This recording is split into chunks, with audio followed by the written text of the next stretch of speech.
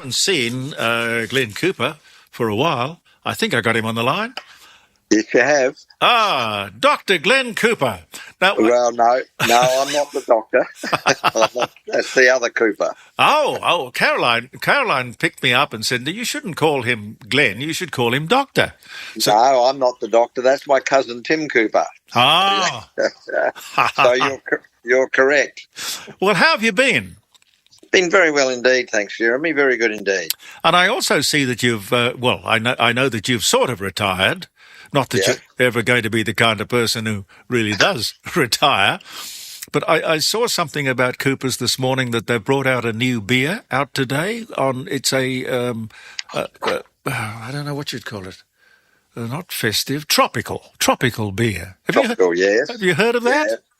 Yes, we have. It's look, a lot of it's coming about because of the craft brewers a bit doing different variations.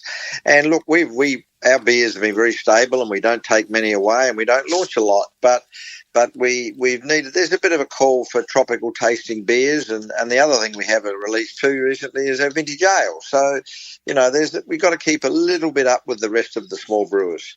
How do you test the market? Do you go out there and ask people what they want, or just you know your customers? We got a fair good idea, but what we watch is the trends, and trends change. I mean, perfect example is Cooper Stout, for example. It's been going for years and years. Some people say, it's dropping a little bit, it's a high alcohol, but it's a beautiful stout. And it comes back again. It's what I call a generational beer, but we just watch all that. We see what the trends are. And you know what? The trends are pretty good coming back to standard safe products. They come up with new ones, but then the customers tend to fall back onto safe products these days. Are we still drinking as much beer as we used to? No, worldwide, unfortunately, the beer is declining worldwide as a product slightly. But also the other part for poor old Australia is our high tax. Our very high tax now is huge, and it's twice a year. It's excise. It's connected to excise, and it goes up. And so it's getting now very expensive, and that's what the brewers and the craft brewers are all having a go at the government about. Yeah. It's hurting the hotels a lot. A huge amount. Well, I'm always talking about it, Glenn. I've got to tell you, the idea of the crocodile tears from the Prime Minister when he talks about the cost of living, and he just every 6 months he puts the price of alcohol, cigarettes, and petrol up. Yes.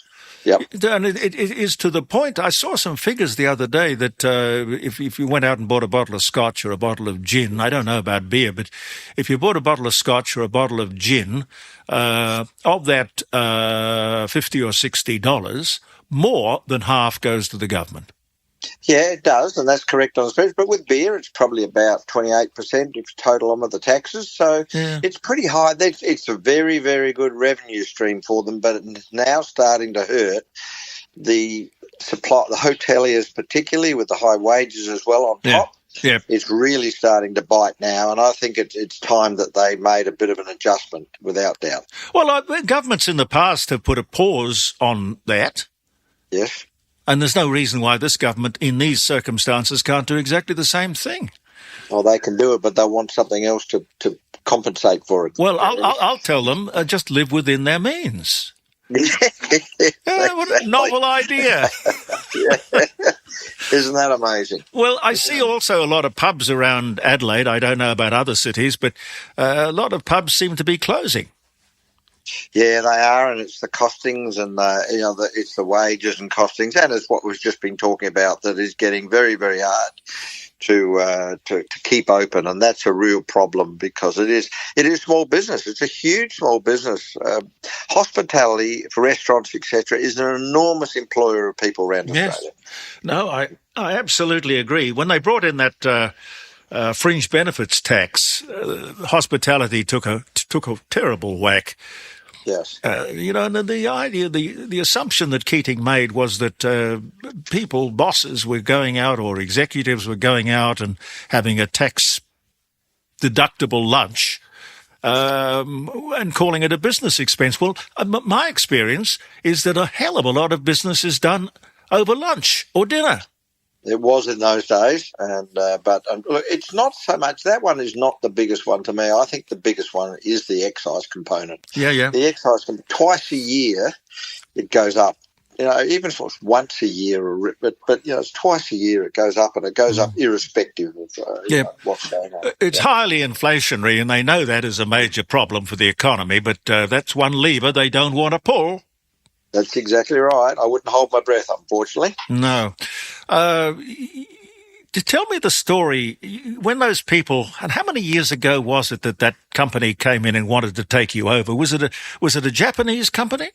Yeah, well, it was 2005. It was Lion Nathan, which was then owned and still is owned by the giant brewer Kirin, Japanese brewer Kirin. Ah.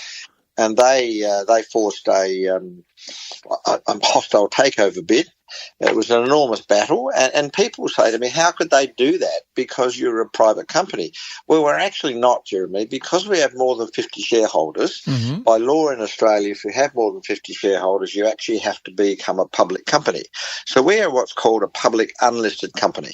Mm-hmm. And so you can't buy our shares, but they can get access to all our numbers, our figures, and our performance. Mm-hmm. But I do say to people, the problem is if you want to get Cooper shares, you're going to marry a Cooper. And I was thinking, well, you've got some very attractive Coopers there, so why not?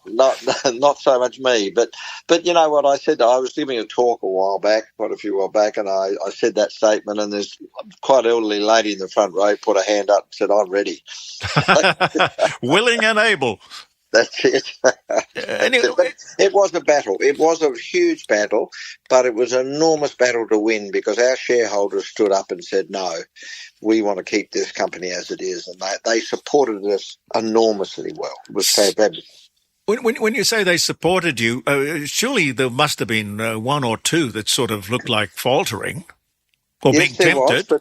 Yeah, well, I can tell you the figure that came out when we put a blocker in there in our constitution. It was a blocker for the transaction to occur in our constitution. We had to take it to the shareholders for a vote, and in a situation to change the constitution, you need 75% of the shareholders to agree.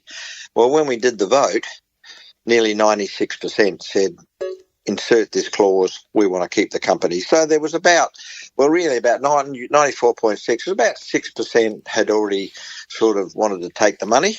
Yeah.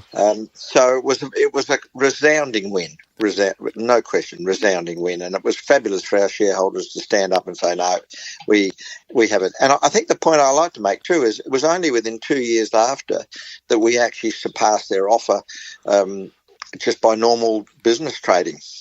Yeah, well, it must have been tempting because this is how we've lost some of our great companies.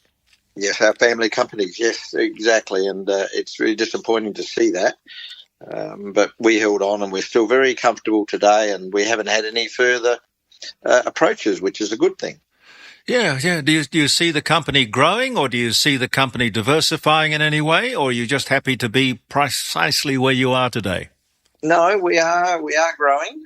We are continually expanding, and we're about to announce a building expansion and we're about to announce, I can't announce it yet, we're about to announce a whole new venture. So, the company's going well. And I've as I said, I stood down as chairman. I was chairman. That scared me, Jeremy. I was chairman for about 23 years, yeah. But I was on the board of directors for about 35 years. But you were more than that. You were the face. You were the face of Coopers. Well, I was lucky. I had the position of being sales and marketing director, and we had a lot of fun, a lot of new things happened. And from when Tim Cooper, my cousin, that was the doctor, Dr. Tim Cooper, when we joined, it was a little brewery out at Leabrook, and it was a pretty struggling little brewery. And so I've got to say, when I stepped down in December, I was pretty proud of what it is today. And so it's come a long, long way, and we're still a lot stronger than what we were back then.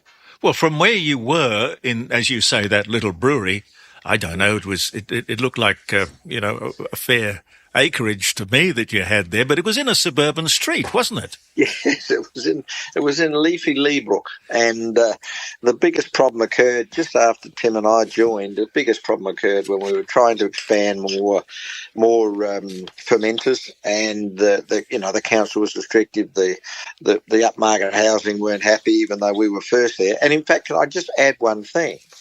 It was absolutely amazing when my great-great-grandfather, Thomas Cooper, started that brewery, and he started in 1862, but he built that little brewery in Leabrook in 1881. There was nothing there. His closest neighbour was one Dr. Penfold putting in the Penfold's winery, and I'm sure they had drinks together because they were neighbours. Yeah, yep. And a little bit around the corner in Bridge Street in Kensington, Yes. there was the old Rising Sun, and they're one of our sponsors on this show, and that goes back to 1845. Yes, it was actually in Norwood where Thomas Cooper actually did his first brewery at 1862, and he went sort of down a couple of times, got a couple of false starts, but it was in that area where the Rising Sun was where he first actually started, and then when he got going, he built the one in Leabrook. And you had an influence, certainly an effect, and I think you were a great supporter of the renovations that. Yes, that's right. Yes, we were involved in that. I can say to you that I did have many a lunch there, Jeremy. Yes. And I was working. It was lunch with customers. I've got to say that. I've got great respect for those people there. I think they're professional, but they do have a beautiful surrounding with which to work. But I remember too that you had it was the Earl of Aberdeen. Yeah, the Earl of Aberdeen. Yes, that was a process going back. There's a little interesting story with that. It was Maxwell Cooper and Bill Cooper, my uncles, that Tim and my uncle, both of them, they just had gone into keg beer, the old 18-gallon kegs, and a lot of hotels were owned by West End, so we couldn't get our beer on tap, and people said, "Oh, Cooper's on tap doesn't sell." So what they did, they bought the Earl of Aberdeen, which is a bit of a down pub at the time, did it all up, and it served only Cooper's, and it won Best Hotel for about 3 years in a row. So it was a point to say, well, look, wait a minute, Cooper's does sell on tap. So that was part of that process. And you had probably the best opening of a restaurant, pub, corner hotel in the world. Barry Humphries came and did it for you, I remember. Absolutely, I was there. Barry Humphries did the thing, and he was absolutely fantastic. Well, it was Dame Edna. It was Dame Edna, wasn't it? Sorry, yeah, we'll say it's Dame. It was actually Dame Edna, and she even had her what they call lilies, or what they call yes, waving her gladioli or gladioli. She threw those. I always remember standing there as a young lad, really early days, and she threw those into the crowd, and I thought, well, this is a different hotel release, let me tell you. Yeah, no, right. There was a poem that Barry wrote about me that hung on the wall there at the entrance for ages and ages and ages. God knows where that went, because it was very funny. Yeah, no, I'm not sure. Yeah, no. And I think it was pretty accurate, wasn't it? Well, it was a send up. But I think if I'm successful enough for Barry Humphries to send me up, I'm very happy. Yeah, I would be too. I think that's great. You're trying to save or doing whatever you can to help the old cranker, the Crown and Anchor, I understand. Yes, well, yeah, and look, I personally, because I said this has occurred just when I got down, although I am very friendly with the owners, the people who run it, but it's actually been the current Coopers, my son Andrew Cooper, who is in there now. He's very keen on it, and they're trying to help because, one, it's a good hotel. Yeah. It's a very good hotel. We'll be honest about that. It's a very good hotel, a very good performance hotel for us. And a very old one. Yeah, but it's also it is one of those unique ones where we do well. I mean, we look at that area down there. You've got the Exeter, the Austral, you've got then the Cranker. They are really good, unique hotels. Mm-hmm. And I think once they start to go, you'll never get them back. No, let's not lose them. I think that... Yeah. I imagine they got... I saw the figure. It was about 3,000 or 4,000 people who demonstrated in front of Parliament House to keep it. Yep. Very strong, very strong. It was I think it surprised the government people substantially. I think it surprised a lot of people. It's forced a proper reviewing, a proper look at what the situation is. Yeah. Well, what do you do in retirement, or what you call retirement? Well, I'm part retired. I stood down from as chairman in December, and the reason for that, I'll just say this point, was because, I'm a believer that, the young generation and our young generation that we've got are very well educated, and they're striving and they're good people, and I don't think old people like myself should block them, right? I mean, and so therefore it starts the process for us to go from the fifth generation to the sixth generation. And I know they're old enough now. They're not young. They're old. They're getting up to 35 to 40, 41. I think you've got to give them a chance. They know a lot more than me, what's going on. So me stepping down, I was comfortable to step down, but I'm also on a number of boards around Australia. What sort of boards? Well, one is Bundaberg Ginger Beer. That's a family company, successful family company in Bundaberg. Yes, you see the Bundaberg Ginger Beer everywhere. Yes. That company they asked me to join quite a few years, about 6 years ago. Yeah. Another one is another family company, Hames Paints. Hames is a paint famous company. name. Yeah. Yeah, and they are both these are family companies. I mean, Hames Paints is a bit like Cooper's, the only major Australian-owned paint manufacturer, and they're going through not dissimilar to Cooper's. They get attacked because people don't realise that Dulux and those other brands are all overseas owned. Yes, yeah. So they're right overseas. So Hames is an Australian-owned company, and they asked me to join them. And plus, locally here, I'm advisor to the Maris people, Theo Maris and his son. Oh, bless him, yes. Yeah. He's been a guest on this show, and he has suggested to me that he can put together a consortium if ever we want to go and buy a local radio station. But they don't come up that often. No, that's right. And look, those boards, they're all the common thing is they're all different. I mean, from soft drink, but the common part is that what I help on is probably generational change in family structures to hopefully keep them alive and not get them sold. Now, the principles of running a good company, I don't think will ever change. They're going to be the same forever. No, that's right. I agree. Yeah.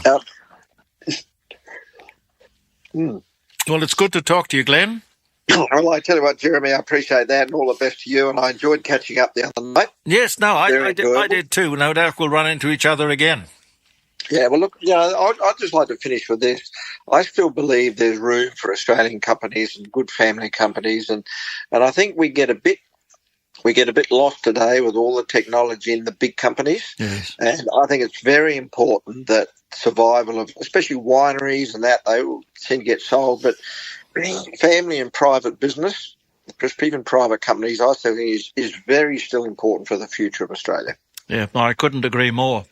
The idea of big companies, and I suppose there is a place for them, but big is not always beautiful. It's not agile. If you're a smaller, more in touch with your customer and your locality, and you are highly manoeuvrable, I think you're in a far better position than a huge conglomerate. Yes. Pernod have just sold off to some venture capitalist, I see. Yep, they have. Yes, they have, and it's very disappointing. Can I just finish with one thing and saying, I have a good little saying. I have a few sayings, as you know, Jeremy, but, when these big companies come in and take that, they go and tell the three world's biggest lies.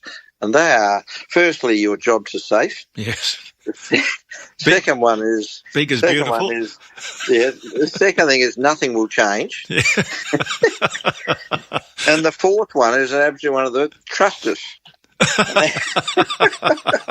I've heard it so many times over and over, and they're all lies. The whole lot of lies. Yeah, I know. I mean, think of some of those wonderful companies like Simpsons. Yes. Gee whiz! It's a crying shame, and many of them were taken over by corporate raiders who had nothing more in their mind than stripping the assets, yes, and running off with the money.